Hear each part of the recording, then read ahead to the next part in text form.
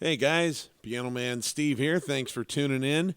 It's Free Lesson Friday, and for those of you who are watching this right as it drops, yes, I know it's going out on a Sunday this week, and I apologize for that. But most people are going to watch this on the replay, and as far as they know, this came out on Friday like normally scheduled. Or did I let the cat out of the bag already? Okay. At any rate, thanks for tuning in. Every Friday we do either a song demonstration video or some kind of a lesson on some kind of technique that I hope will be useful, that will help you achieve your goals as a piano player. And this week we are going to be looking at a powerful tool for creating medleys out of a group of different songs. Okay? Before we get started, I just want to ask if you enjoy content like this, I sure would appreciate it if you'd smash the like button and subscribe to the channel, leave comments, share, all that good stuff. Really does help me beat the algorithm and get my work out to more people.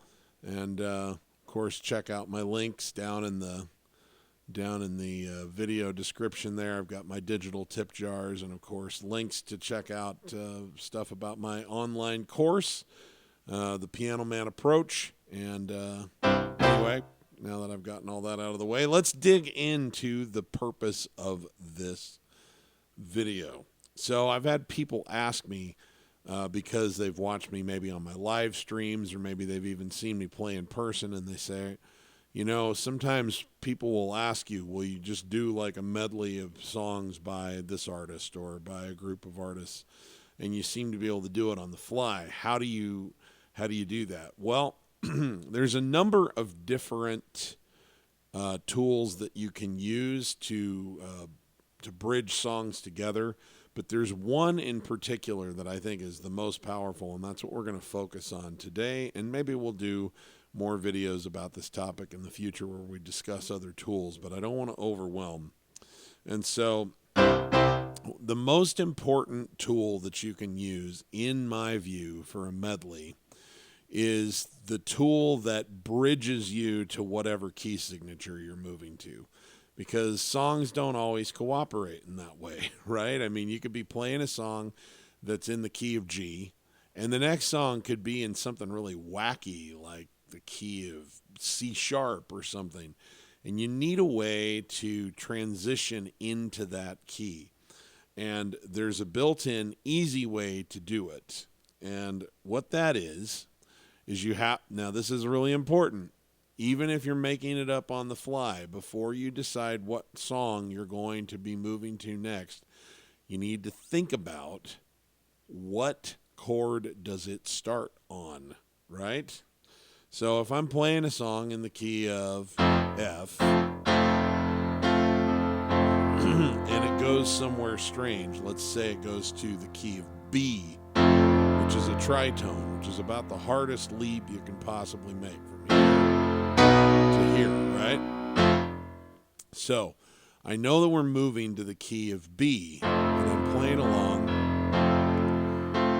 What I need to do is move to the 4/5. Now what that means is take the key of, or take the chord that the next song is going to start on. So in this case, B, right? And we find the 5, that's going to be your bass. 1, 2, 3, 4, 5, right? F sharp, that'll be your bass. Then you find the 4, 1, 2, 3, 4, which is E. You're going to play an E chord over an F bass, or an F sharp bass. Okay? Now, why are we doing this? When you play the 4/5 chord to whatever the key signature you're going to be moving into, or the chord you're going to be moving into, 4/5 has two functions. One, it has a slight amount of tension and release. Anytime you do that, it's creating a little bit of tension that wants to release up. So this E chord over an F sharp, can you hear it? it's dying to go here, right?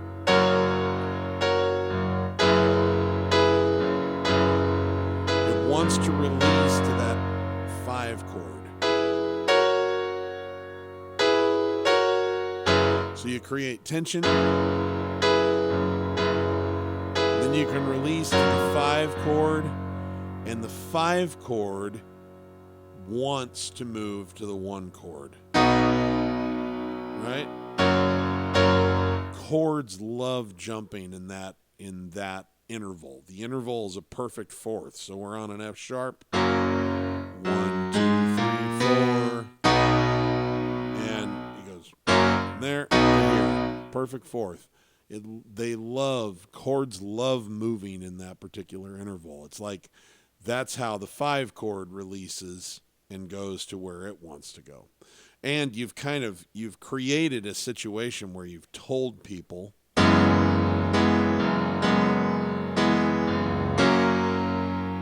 in a way, you've told people that you're going somewhere. Tension. Then we release and it wants to go here. And now we can comfortably move to that strange key. So we were here on an F chord. And then we move to the 4/5.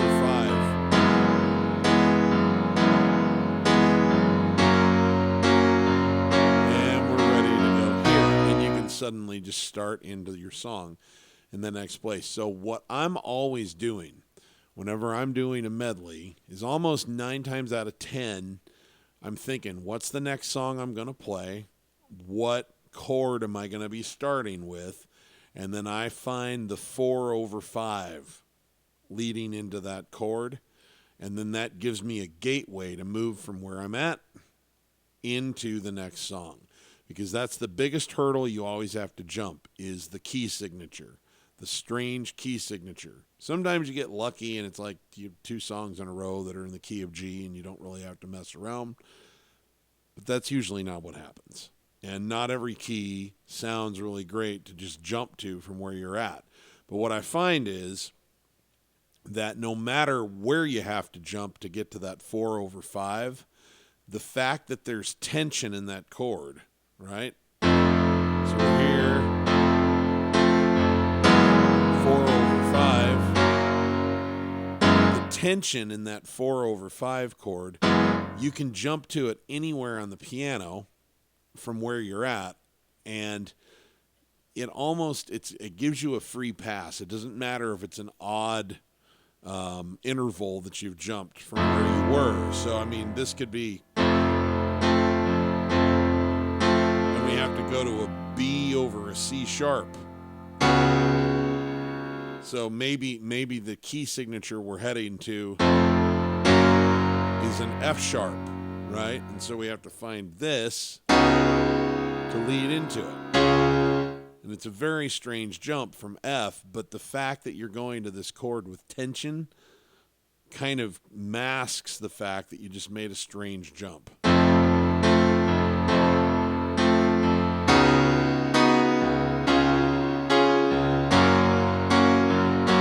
We're ready to go. So that's the most important thing that you have to jump over with medleys. You have to find a way to transition yourself into the key that you're going to be going into. So what I want to do is demonstrate this quickly with some Beatles music. And I'm going to show you the other thing that you have to address is the tempo shift that might come from song to song. Some songs don't really have one between them. Maybe you're playing at relatively the same tempo, but sometimes you do have one. And I'm going to show how that can work and what you can do to help to kind of help that along. So let's pretend we're doing a Beatles medley and we're on Yesterday. We're playing Yesterday. Okay, so that's in the key of F. And let's say that where we're headed is a song called Here, There, and Everywhere, which is in the key of G. Okay? And they're kind of similar tempos. So we don't really have to mess around with the tempo much. We just have to find a comfortable way to go from F to G that feels satisfying. So we're playing along. Yesterday, all my troubles seem so far away. Now it looks as though they're here to stay. Oh, I believe in yesterday. Let me go.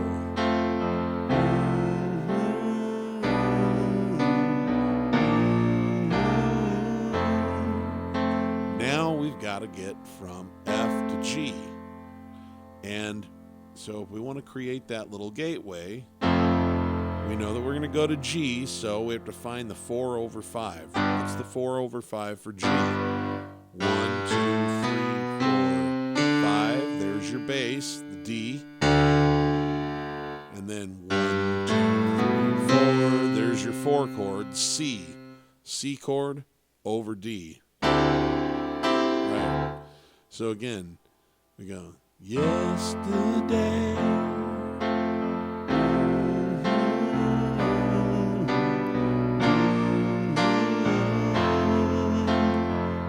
We jump to the 4/5. Okay, now another trick about medleys is sometimes you can start at the very beginning, but you need to decide where do you want to start in the song, right? Because you're not going to do whole songs usually in a medley. You're going to do a piece of a song. So for me, perhaps what I might do with that is leave out the little entry, the little intro that goes, to lead a better life, I need my love to be here. I might just start right on the spot where it goes, here, making each day of the year. Right? So, let's get back to yesterday. We found we're going to go to the 4/5 of G, which is a C chord over a D bass. And then we're going to work our way to that G. So we're going, yesterday.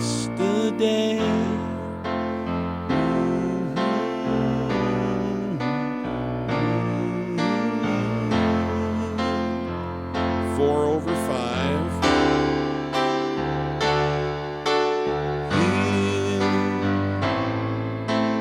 making each day of the year.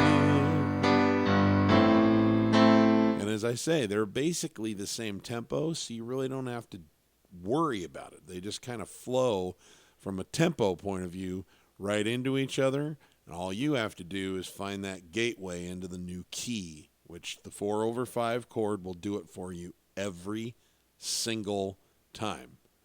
There are other things that you can do, but I got to tell you, this is by far the most powerful of all the tools. And if this is the only way that you ever bridged two songs together for a medley, you'd never need another tool. That's how good this one is. And it'll never get old. It'll never not work. Okay? Now, let's say that you're going from yesterday to a song with a totally different kind of a tempo. Let's say you're moving into Drive My Car, which is more upbeat, okay? So Drive My Car is in the key of D. It goes something like this. Asked a girl what she wanted to be. She said, baby, can't you see? I want to be famous, star on the screen. You can do something in between. Maybe you can drive my car.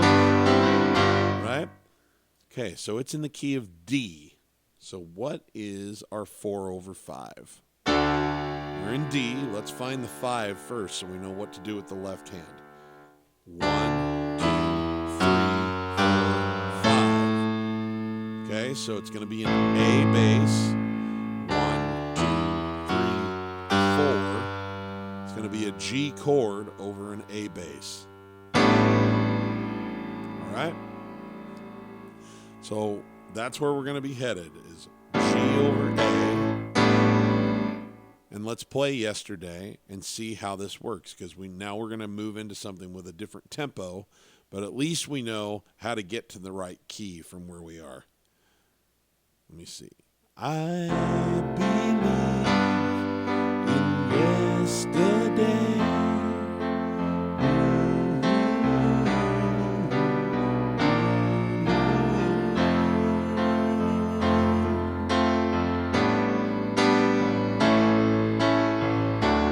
Ask the girl. Okay, see, problem is, now we got to the right key, but how do we deal with that tempo shift? Couple different ways you can do it. You can do a shock, which is in the transition, just keep it the same tempo and then suddenly just jump right into the new tempo. That's fine. I'm not as fond of that in some ways, but it depends on the situation. Sometimes I'll do that. So it could be like this.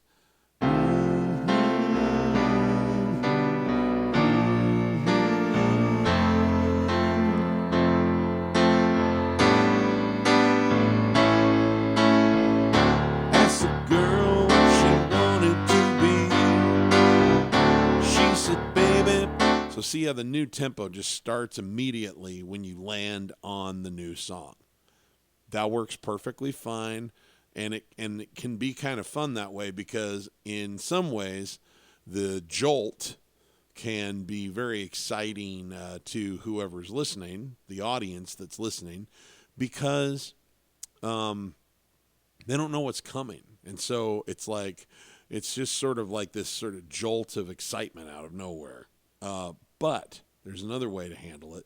You can start to preview the tempo on the transition chord, right? 2, 3,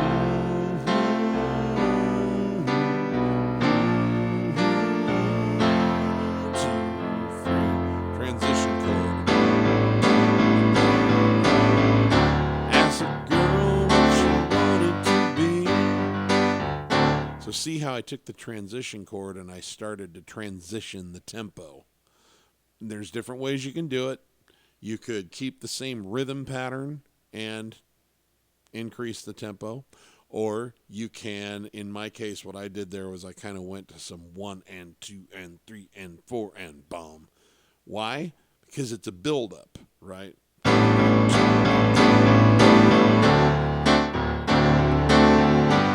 So I'm transitioning to the key.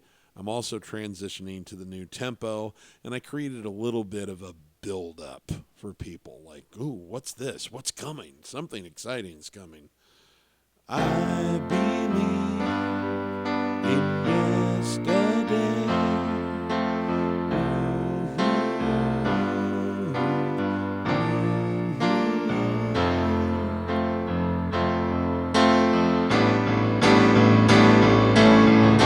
Asked the girl what she wanted to be.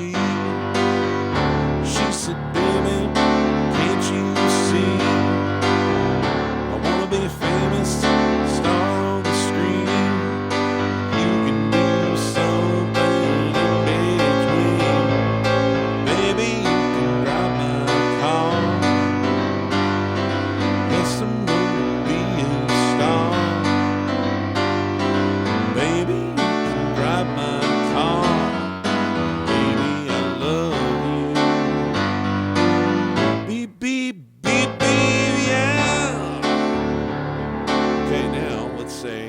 What if now we wanted to go to Here, There, and Everywhere, which is slower like yesterday, but we wanted to break up the two slow songs with a fast song.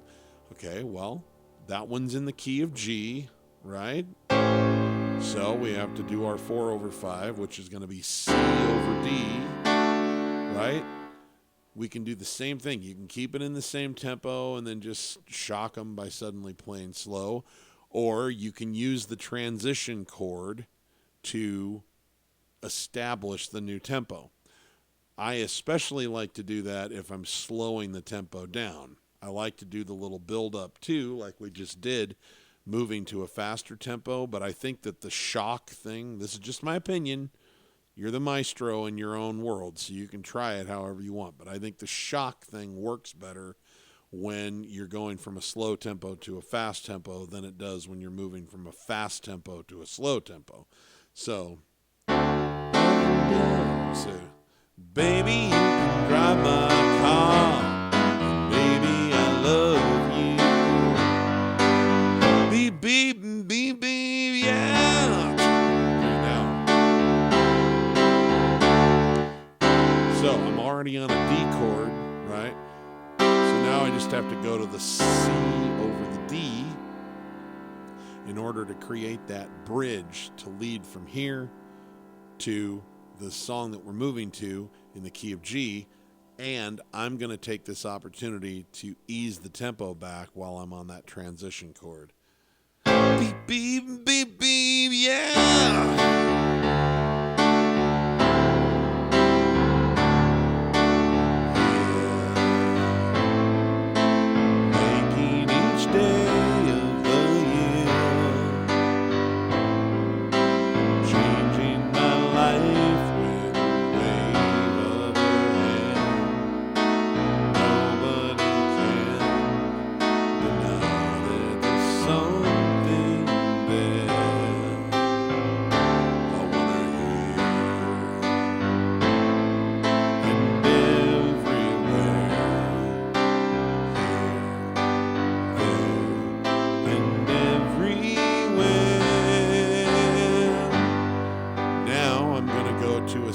In the key of E, and we're going to jump to a totally different feel once again.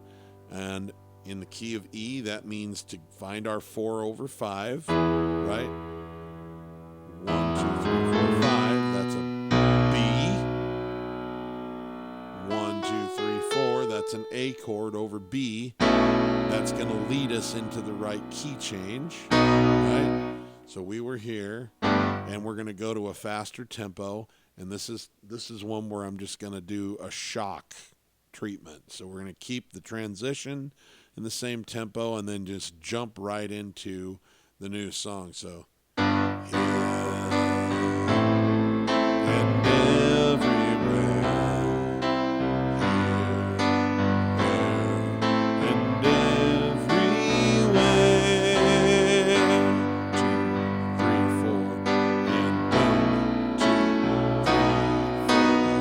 I'd like to be under the sea in an octopus's garden in the shade.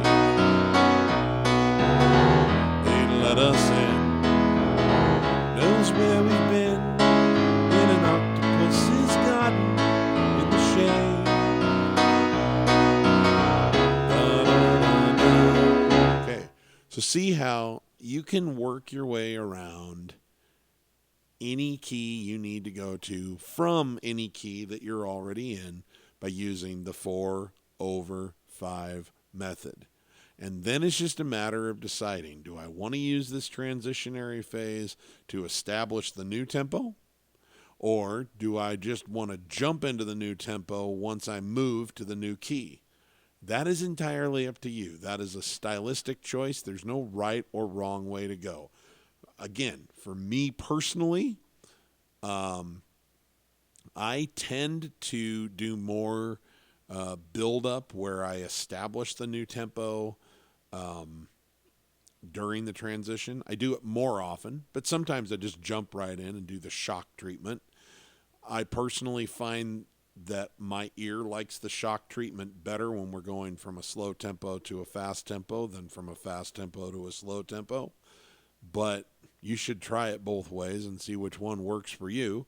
And you might use both from time to time, and that's fine. You get to make choices. The idea here is to give you tools. You make choices. And there's no right or wrong way to do it. And sometimes what turns your crank right now is different than what will turn your crank in the future. So anyway, I hope that this gives you something fun and useful that you can use if you want to string pieces of songs together into a medley. I know that I always enjoy doing that, and I do it especially for the Beatles, but just every once in a while, people ask if I could do a glop of, like a little conglomeration of songs. Or sometimes I get more requests than I could possibly honor in one sitting if I were playing them from beginning to end. And sometimes I'll say, well, you know what, I'll just try to mash these together into a little medley. And in fact, I have a show that I do about by Billy Joel and Elton John music that I call Billy, Elton, and Me. And there's just too much material to cover in 2 hours if I'm doing the songs from beginning to end. And so I created some medleys to reference different eras between their music. So, it's a useful skill set, and the 4/5 transition is the key to all of it, because then it does not matter what key you're playing in or what key you're going to. You always have a way to create a pathway into the new key, and then you can decide stylistically what you like best to establish the new tempo. All right? So, anyway, I hope you enjoyed this. Hope that it is something that you can start getting some use out of now. I try to make these videos very practical, and most importantly, I hope that you enjoyed it, because, as I always say to everybody, the mantra over at the Piano Man Approach, where I have my paid courses, is if you're not having fun when you're making music, you're doing it wrong. So, all right, guys, I'm going to get out of here for now. And thank you very much for tuning in, and I hope that we can see you over at pianomanapproach.com sometime. Check out the free goodies over there and be a part of the community if you like. All right? I will see you on the next video. Piano Man Steve signing out for now.